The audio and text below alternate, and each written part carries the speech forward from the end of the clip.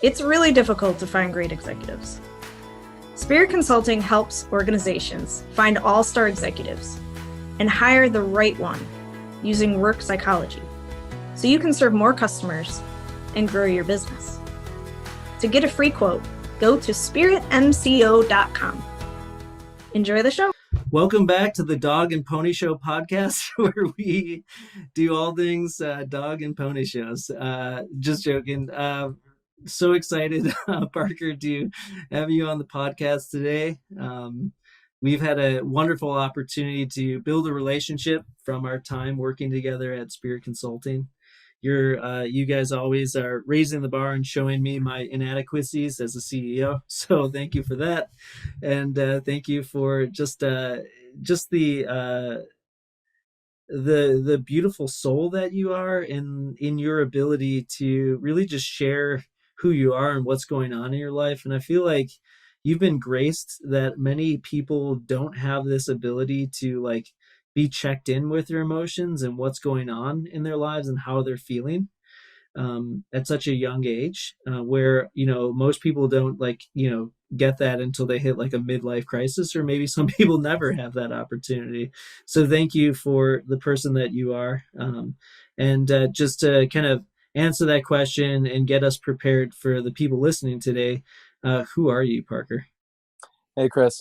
First, just thank you. Really appreciate the kind words. You're too kind to me and too hard on yourself. No need to beat yourself up over, any inadequacies or whatever. Doing great. For me, myself, really appreciate you having me on. Parker Sanders. I'm an associate consultant at Spirit Consulting. So in terms of my daily work, something of, I guess, just a matchmaker between, amazing clients and the outstanding candidates that we find to place in amazing and exciting positions. Like to think of myself as a creator of partnerships, so to speak, in that way. Yeah, how I go, informally.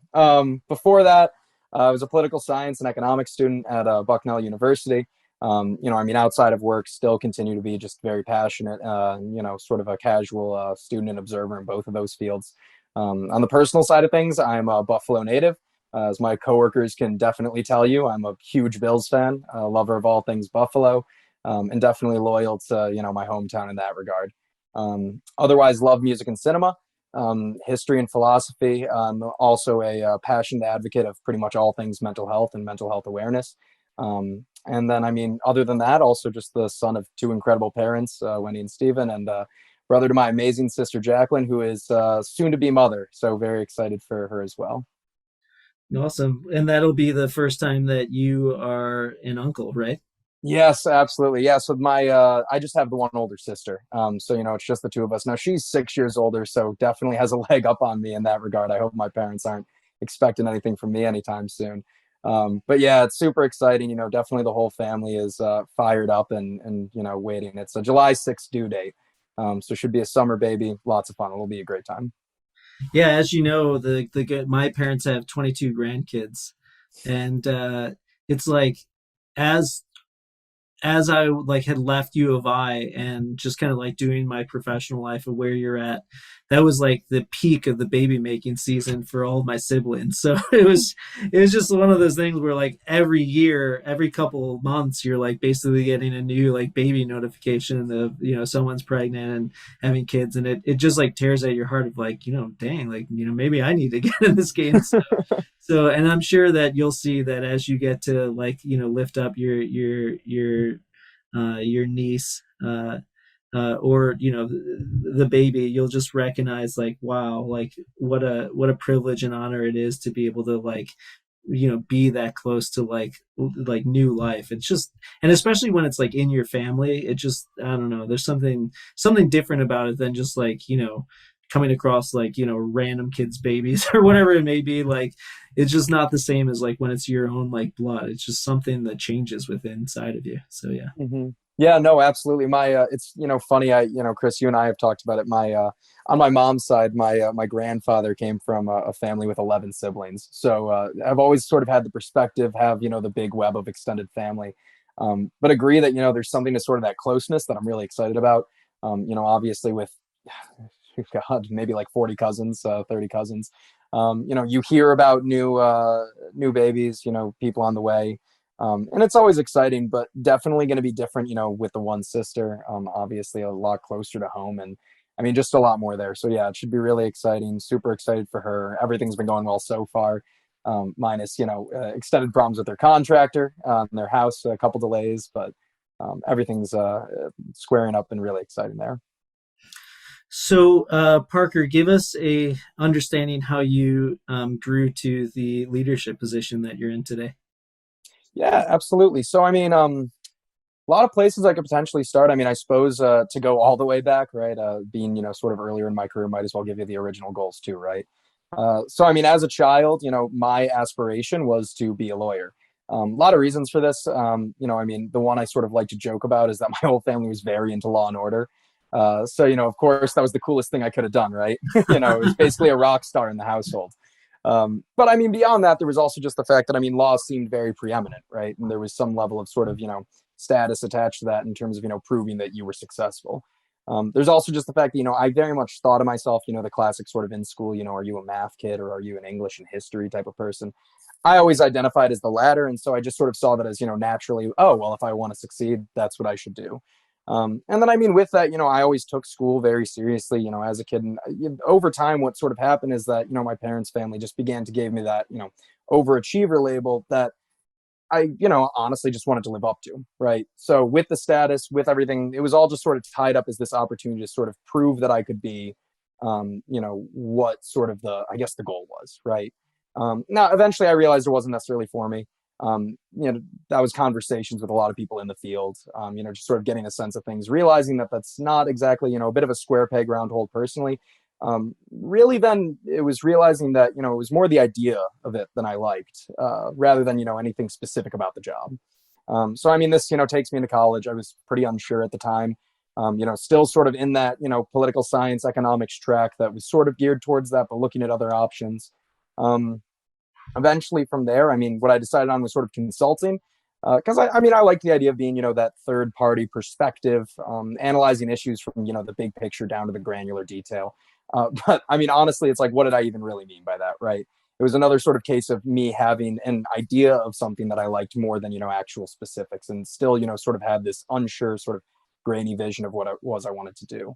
Now, I mean, that being said, when I thought sort of past the idea of profession and more so in terms of the impact I wanted to have, I knew I wanted to help people. I mean, I really didn't want to be in a position where I was just selling a product or service, or, sort of pushing something or otherwise just sort of, functioning as one sort of cog in a machine, right? I wanted to be able to make an impact, and I wanted to be able to feel that impact in what I was doing. So, I mean, this led me to the point where when I did eventually come across executive search generally and Spirit Consulting specifically, it just sort of immediately lit up the room as a possible answer to that then, right? I mean, what I absolutely love about this role is, the fact that I'm able to help people every day. And, granted, there's aspects of sales as, well as analysis and everything that we do. But ultimately, you're coming to conclusions and selling clients on people who will make their business more successful, make their lives easier. And on the other side of things, you're connecting people with these just absolutely transformative opportunities that, are able to make their lives so much better. I mean, I'll still point to it, the first time that I had a candidate placed and, was able to call him and tell him that the offer was coming through. He was somebody with 3 young children at home, sort of hearing the excitement on the other end, about a large potential raise and a new and exciting role. That was awesome. I mean, that's really everything for me. And so it's that sort of mutual benefit that, really inspires me every day at work, motivates me to be able to do the best I can. And so with Spirit, really what I feel like I found is sort of an ideal environment, right? Beyond sort of just the specifics of what we do, I really, the culture has always stood out to me and something that I continue to be really proud of being a part of, because it's so familial, so supportive, right? It's something that we're obviously conscious about, right? And we want to continue to build as we scale up, but I feel like it really is just sort of a model in terms of what a workplace should be. Just the support that's kind of there, the environment that we're building, and also just the intentional effort given to, being something more than just an office space, right? And which is funny because we're remote and you don't even usually get this kind of connection, in person a lot of times. But, beyond that, also the smaller size, perfect for me. Like I mentioned, I didn't want to be sort of that cog. Another way of looking at it, I didn't want to necessarily be stepping into that lowest rung of any sort of totem pole or, sort of pre-existing structure, right? I wanted to be able to contribute as quickly as possible, and be exposed to more, just to be able to learn faster and grow faster myself as well. So when I have that space for growth, like I have here, it's really motivating beyond everything else. And yeah, I mean, I suppose that's probably the whole package, right? Sort of all the things that have drew me in, kept me here. About a year in with Spirit now, and I'm absolutely loving it. Yeah, and I think the other thing that you left off is already being promoted within that time period too. Just recognizing your ability, as you mentioned, of being able to sell opportunities to candidates, and then also be able to really like analyze those candidates to determine the best fit. In addition to being able to, connect with our clients on a deep level and hear them and understand their needs and be able to fulfill those needs. Because if you can't do that, then you're not going to be very successful in the business of hiring executives onto our client organizations.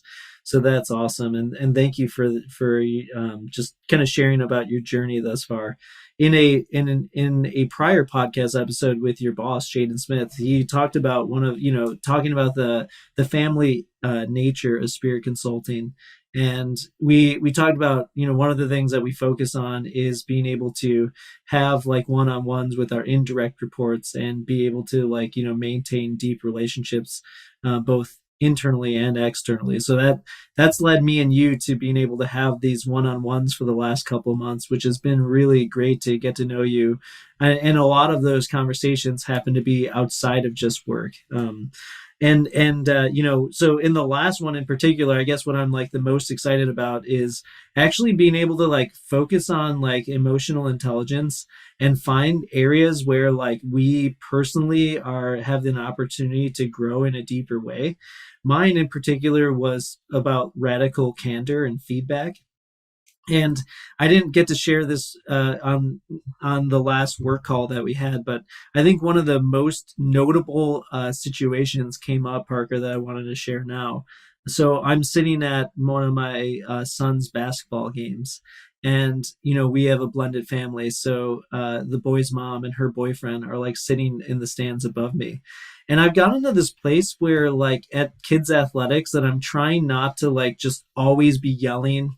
Cause like in my nature, it's so easy for me to be like, run faster, throw it over there. Like all this corrective type of language instead of just like being loving and encouraging and supporting. So I'm like intentionally trying to do that of just like encouraging them to keep working hard, keep having fun, like just like things that are just like uplifting. Meanwhile, like, the boy's mom's boyfriend is doing the exact opposite of that. And at one point, like, he specifically says, like, well, what's working hard going to do? Like, and he's literally like 4 feet behind me. So in my own head, I'm just like, there's just like I'm literally like a bull in a china shop of like ready to just go to World War III with this guy. And I'm like, okay, I just kind of like prayed and centered myself like, all right, what are we here for? Recognizing that we were there for, Chris's basketball game. So I was like, you know what, sitting here is probably not the healthiest thing for me to be doing. So I just like walked away. So I just didn't have to hear him overall. But so then now here I am, like we had just talked about setting this goal of like radical candor. And now I'm like, all right, well, am I going to like, confront this guy? Like, and I was like, probably not the best for the sake of like with all the kids around and, I don't want to know like what could happen, etc. So instead I'm like, later I'm like driving after like, the boys had been dropped off. It's been a couple hours now. And I just called him and I was like, just kind of like explained to him how like his comments were making me feel and why I communicated the way that I communicated. And then it became like I thought for sure it was going to turn into like an arguing match or just, who knows what could happen. But instead he was like, yeah, I understand why you say that. And I can understand how you like feel the way that you're feeling. And I'm sorry for like making you feel that way, which based off our relationship, it like could have easily totally like been a train wreck. And I thought, for sure that I was just going to, in that sense, like, take some like, further whips on the back. And it was just going to be one of those things, but it ended up like actually being able to deepen our relationship. And so I was just like, I was just like, yes, let's go. Like this is, you know, it's Mhm. one thing to just like tell candidates that they're not a fit for a position, and then maybe share some feedback. But like when the stakes are even that much higher, of like, you know, people could be screaming at you, I feel like it just makes it that much harder. So I was like really encouraged, and especially, you know, because the reason why I don't like struggle to be able to share feedback is because, you know, growing up as an adult child of an alcoholic, and recognizing that when people like feedback and emotions, etc., created yelling and screaming, that's why, like, you know, as a young adult, I like struggled to be able to like share feedback. But you know, that's one of the like the tips of our values as Spirit Consulting, is to love other people, and that's like intentionally wanting to enter into conflict for the sake of being able to you know, help them grow and share feedback in that way. So I really attribute that to our one-on-ones, and being able to you really like encouraging me and inspiring me to set that goal of like, you know, for the next month to be really like focused on when the opportunities are there to offer feedback, to offer it. And that's just like one of the many like beautiful things of like that has like helped people grow, and then been like a relationship booster too. Have you been feeling unfulfilled? You want to be happy but just continue to struggle. One of the best ways to experience joy is by caring for the homeless. A charity I've grown to love, River of Light, food rescues 1 million meals per year for the needy in Chicago. Imagine how that make you feel, knowing that you're helping feed children and veterans. To make a tax-deductible donation, visit riveroflightchicago.org. Again, riveroflightchicago.org. No one should go to bed hungry. Yeah, no, that's really amazing. I mean, you know, we sort of had mentioned it, and I'm just really glad to hear that it's been sort of, you know, that positively impactful. You know, I mean, even outside of, you know, professional side of things, right? Just so glad that it was able to, you know, provide a little bit of, you know, guidance and clarity dealing with something like that. I mean, I think that it sounds like you handled it perfectly in the sense of, you know, that initial sort of pause and, okay, I'm not here to get into a yelling match right here at this game, right? But I think that that's, you know, indicative of sort of why there's so much potential for good in that type of behavior, right? Something that is inherently conflictual, you know, disagreeing over the way that, you know, your son is being parented and, you know, treated at a sports game. I mean, it's obviously something that, you know, seems small, but is pretty large in terms of the philosophy of sort of parenting, right? Um, I think that to be able to take that step back, you know, realize it would just detract then, but deliver that measured feedback, right? And you mentioned that in sort of the context of, you know, candidates, clients, what have you. Yeah, you know, it's most difficult to handle those things when there is, you know, screaming or, you know, high tension, what have you. But, you know, maybe it's also then the difference between, you know, when somebody isn't a fit for a position, right? Being able to still calmly go through things and then deliver measured feedback at the end, rather than just being, hey, sorry, you're not a fit, this isn't going to work out, click. Right?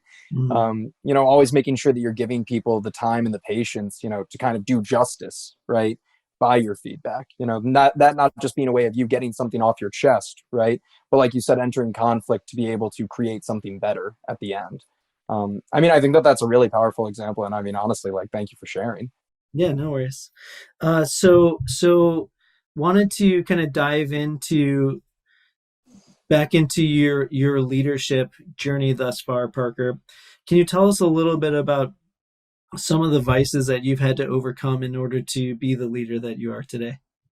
Yeah, 100%. I mean, I suppose to begin, it's, you know, I guess I would just want to preface it by, you know, saying I think it would be unjust to, you know, sit here and talk in past tense as if, you know, the journey is over, right? And I've overcome all there is, you know, to overcome in terms of vice.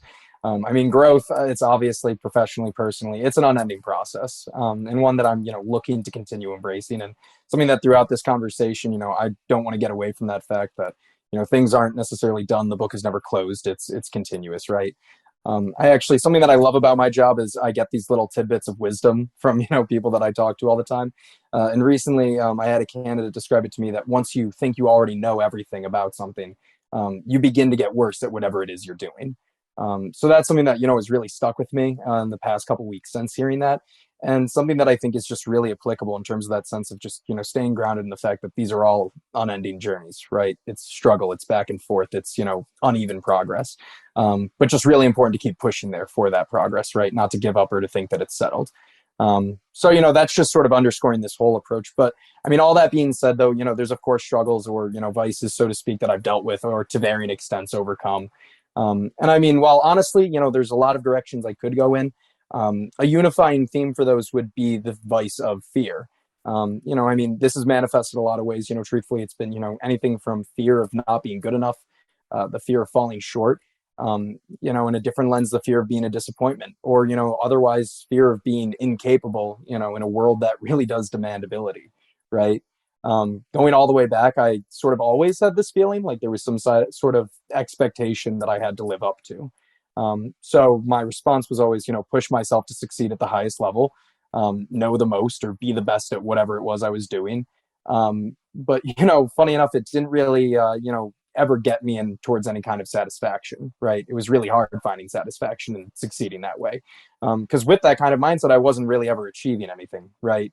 It was very much focused on the negative, and, you know, in that sense, it only sort of felt like I had temporarily staved off that realization of not being good enough. You know, to sort of even take this to an example, like you were just discussing, you know, it's the difference between, you know, cheering on your son for, you know, a good play, versus yelling at him for not doing it right. When you play basketball that second way, you're spending the entire game just thinking about the things you're doing wrong. And I mean, in short, that's basically how I was going about life. It was almost just focused on just maintaining that safety of, you know, being okay rather than actually reaching or doing anything new. You know, obviously a comfort zone was a hard thing to push, given that, you know, there was the uncertainty of possibly failing going outside of that. So, I mean, as you might expect, this really, you know, long term, this didn't prove to be a viable way of going about life. But ironically enough, it also helped me to succeed for a number of years. So, I mean, I had sort of mentioned being, you know, an overachiever as a child, really applied myself in school, you know, anything like that. I remember sort of the discussions of, you know, finding my talent that was going to help me, you know, stand out on the college application. You know, there was always sort of this focus on goal orientation, results orientation in my household. And so, you know, for many, many years, I just sort of played to that, and it went well, you know, reasonably enough in the sense that I was succeeding in the things I was, you know, trying my hand at for the most part. But also in hindsight, you know, shying away from things that I wasn't succeeding at first thing. And that's why I kind of mentioned, you know, the inverse of looking for, you know, that skill to stand out.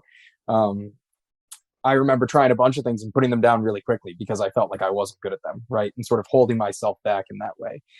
But I still had my lane in terms of school, you know, academics, always really performed well there.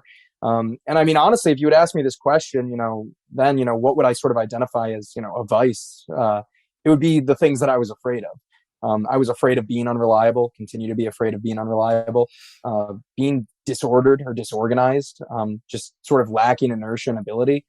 The things that I fear are almost the things that I think are the vices I deal with. Now, these are, I can say in hindsight, you know, that I don't really think I've ever been any of those things. I don't think I, you know, am a super unreliable, disorganized person. I feel like that's probably inaccurate from a third person perspective.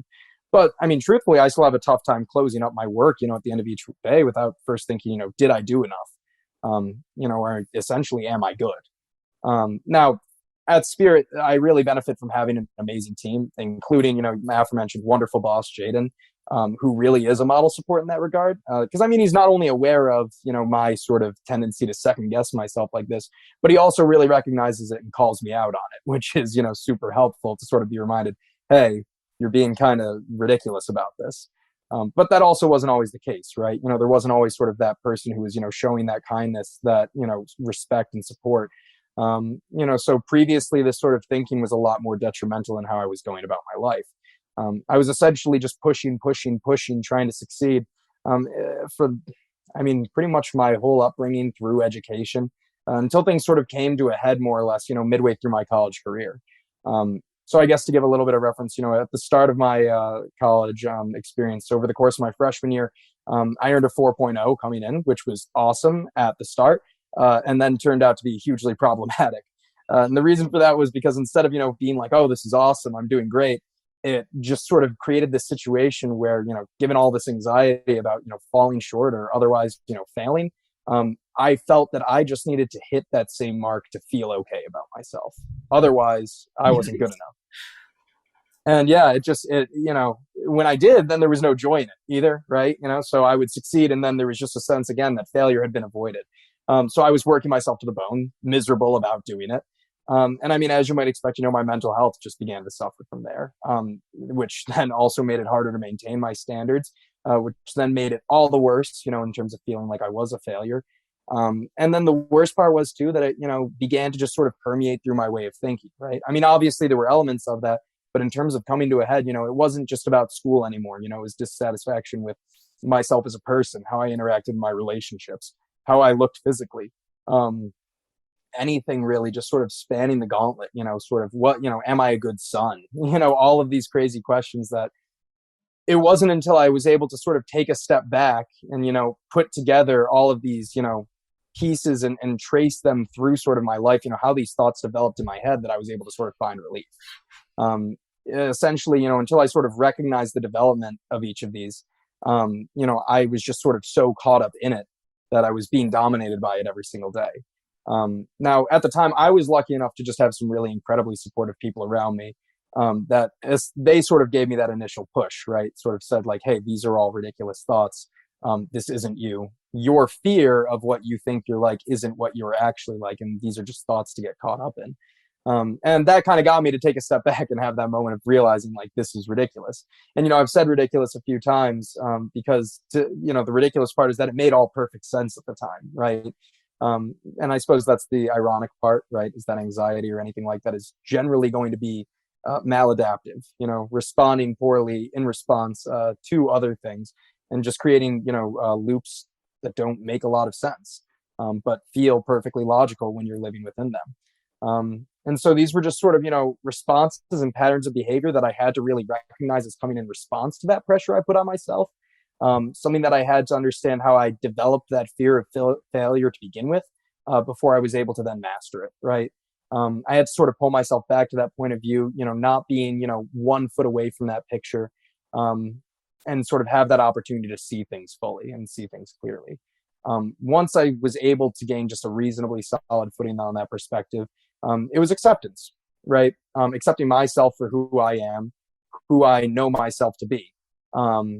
Also just focusing on showing myself love for the things that I am doing well, rather than condemnation for not being good enough. That really was sort of a huge divide that I feel like is, still very important,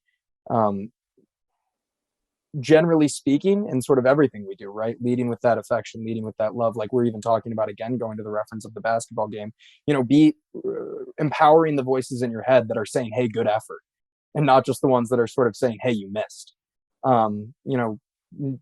Dividing your focus appropriately there. And I mean, I think it also helps, that it, in the work we do, I'm in an environment now that, part of the reason that I love what I do, I mentioned being able to very directly have those examples of what I'm doing, right? In terms of, that first call from a candidate who was placed being so exciting. Because when something like that is, the end result, there's not really that ambiguity of, did I do enough? Did I do it right? Am I right? Am I good? It's just clear as day that, this is somebody who's incredibly happy with the impact you've been able to have in their life. And that's something that makes it, a lot easier than in the context of sort of reminding myself, hey, yeah, that's right. You are doing good. You are making a positive impact. And, the proof is in the pudding right here. Well, thank you, Parker, for your candor, being able to share about kind of your struggles with fear to this point. And yeah, sorry to hear that you had to go through that. I'm curious, thinking that, just like hearing you, share about your experience with that. What says you to a person that's listening to this that is presently like that you just kind of like read their mail and they're like, yeah, that's where I recognize where I'm at mentally. I know many adults that are in their 60s that still live from a place of fear in everything that they do.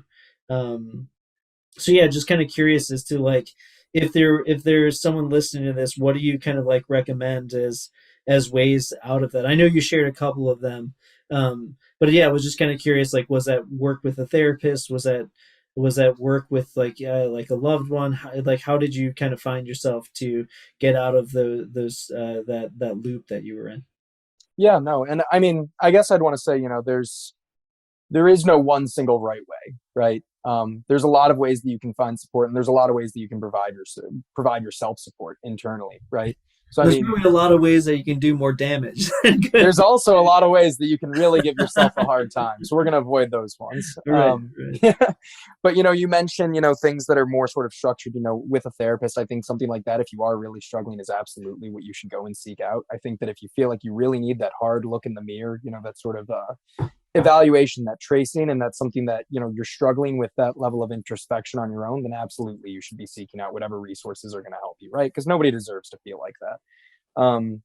I think that, to that person who's sitting there, though, I think that there's, two main parts. What can I do in terms of internally, and what can I do externally? Internally, I feel like it's like we talked about, raising those sort of voices for doing things right.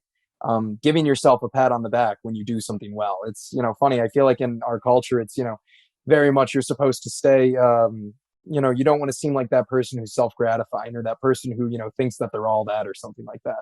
But it creates this weird sort of complex where we feel like we need to constantly downplay our successes because there's somebody out there doing bigger and better things. If it's good, you should take pride in it. If you're doing good things, you should feel good about them. And that's important to give yourself that recognition. I think the other side of it is who you surround yourself with, right?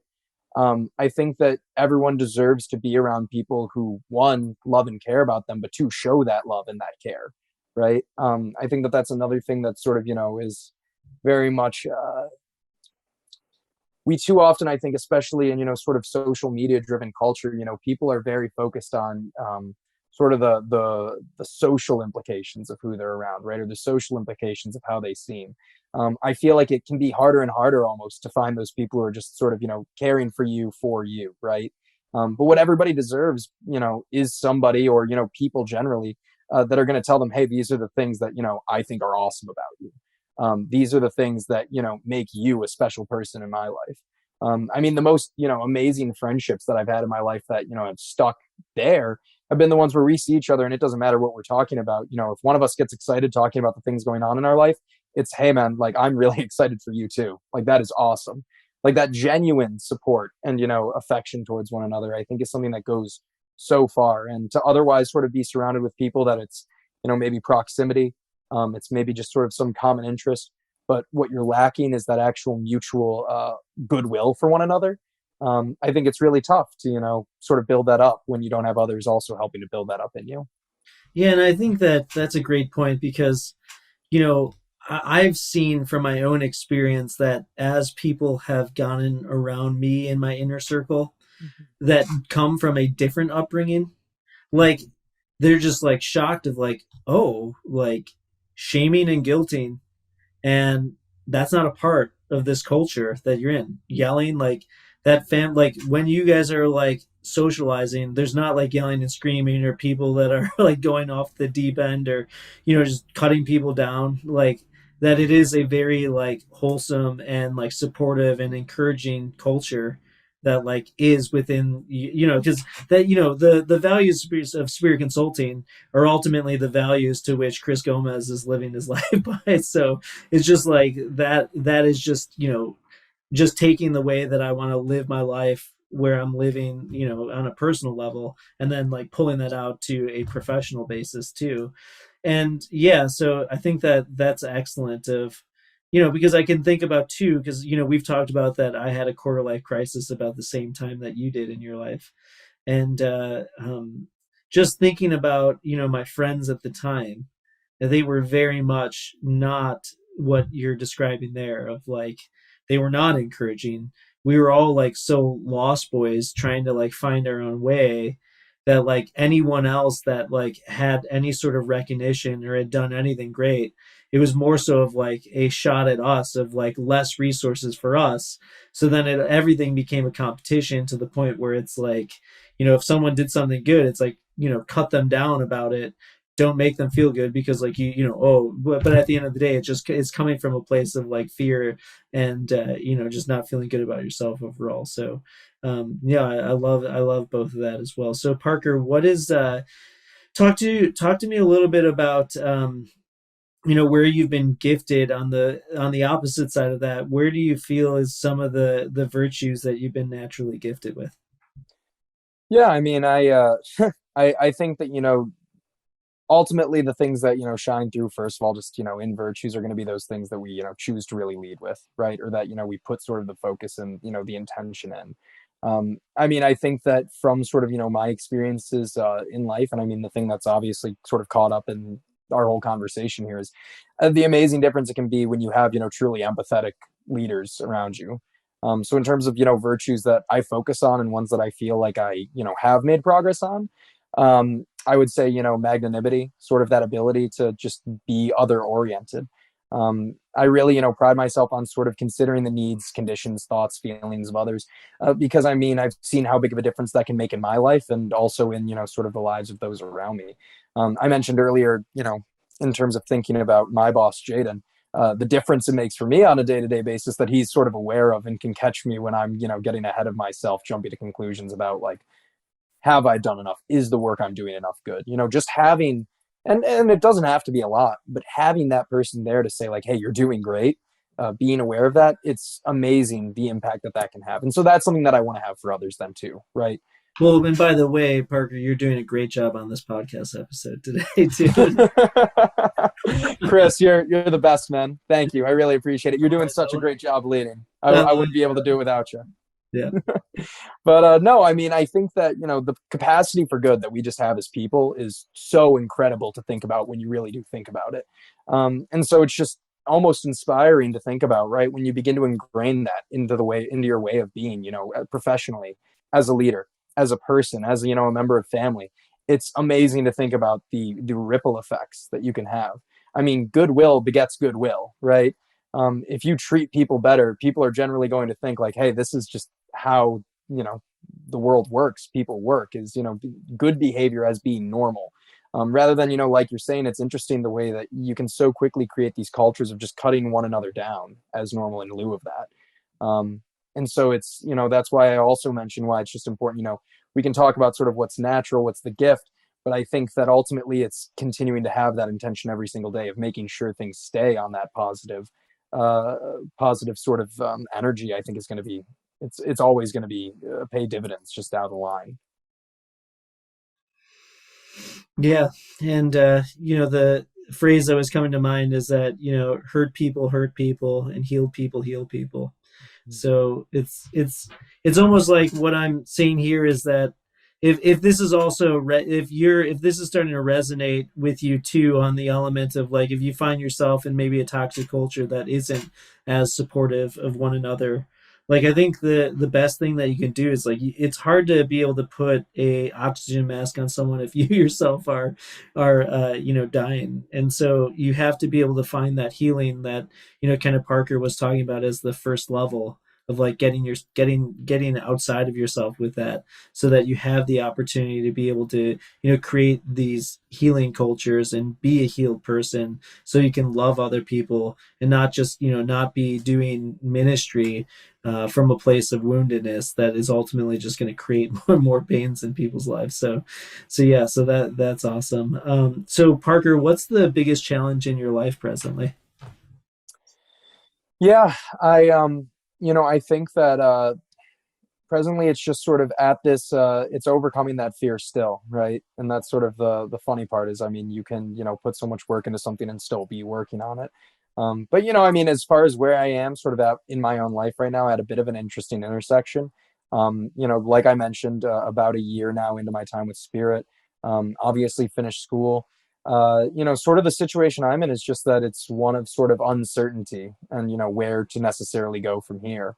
From Buffalo, as I mentioned, but my sister is in Denver. Parents are retiring to Florida. So everyone's kind of spreading out. It opens up just the window of, where do I want to be? What do I want to do? My girlfriend of, several years is also in the process of securing her first job, which is super exciting, but also contributes to then that aspect of, necessarily like what comes next, right? And I think that there's an anxiety there because anytime I've, been faced with that question previously in my life, it's always been, well, whatever comes next, it has to be successful, right? Or it has to in some way measure up as good against, all the possibilities. It has to be one of the best ones. And that's a terrible way of thinking about things, right? As you and I can sit here and talk about, it's very much a journey. There are ups, there are downs. It's just about embracing every aspect of that, right? Something you and I have even talked about is that in these past few months of, sort of being in the more preliminary stages of this, not necessarily embracing it, but feeling anxious about it, right? Like, yeah, like what does come next? Where am I supposed to be living? What am I supposed to be doing? Am I doing everything I can for my career? And I think that sort of pressure is something that I've, really been focusing on taking off, taking a look back and just enjoying every day, right? Enjoying, the work I do every day, enjoying, my relationships with my friends, with my girlfriend, with my family. And I think that it's just that embrace of, the process of the journey and of, every day is being both a learning opportunity and also a gift. I think that that's really, the trick to sort of staying grounded through it. Although maybe I'm cutting to the end too fast because I haven't figured it out yet. Yeah, can I take that to prayer, Parker? Absolutely, yeah.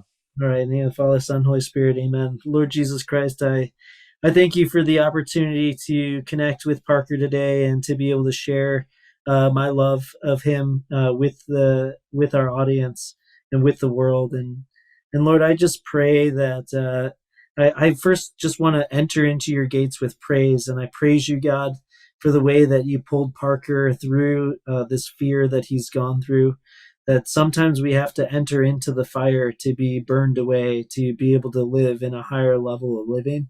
So, Lord, I thank you and I praise your name for the way that you've already pulled him through a spirit of fear to get to this recognition where he is today. And so, Lord, I also pray in Jesus' name that any additional spirits of fear that are on him that he's struggling with to be gone right now in Jesus' name and the blood that Jesus spilled on the cross. And Lord, I just, all I want to do is praise your name every day. And the more that I can live in a spirit of gratitude and thankfulness, the more that I recognize that every single moment of every single day is just a gift.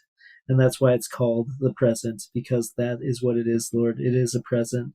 So, Lord, I just pray blessings upon Parker, that, Lord, that you would grace him with the ability to just have this super mindfulness about how gifted he is in every little moment of every day.